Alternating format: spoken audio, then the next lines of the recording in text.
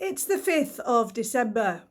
Time to open our Advent door once more. What letter will we find behind it?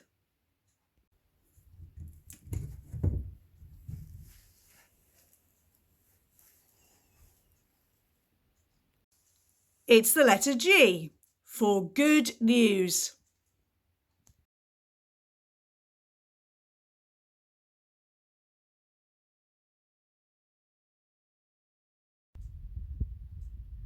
I wonder how many of you read a newspaper regularly or catch up with the news on the television, radio, or on the internet.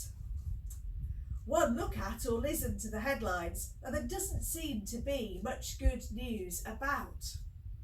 Just over the last week, we have read and heard of murder, violence, drought, and disease, and the list goes on.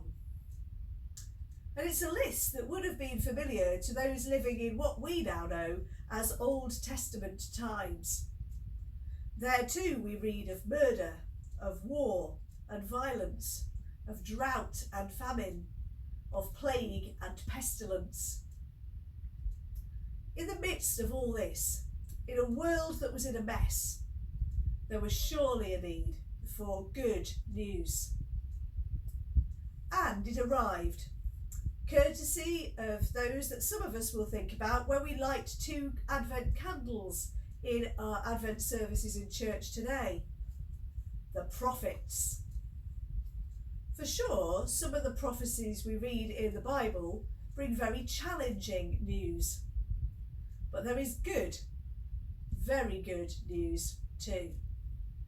We read in Isaiah's prophecy, chapter 9 and verse 6.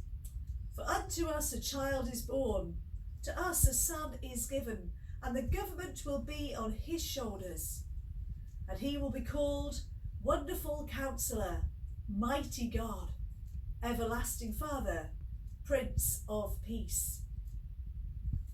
This was good news indeed for a weary world, and remains good news for today, where the world can sometimes seem weary.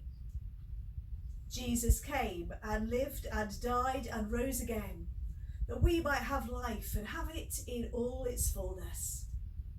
May we carry and share this good news wherever we are. Let us pray. Loving Lord, this day we give thanks for all those who have shared the good news of Jesus across the centuries. We especially give thanks for those who shared the good news of Jesus with us. May we share the good news of Jesus with all who we meet this Advent and in all the days to come. Amen.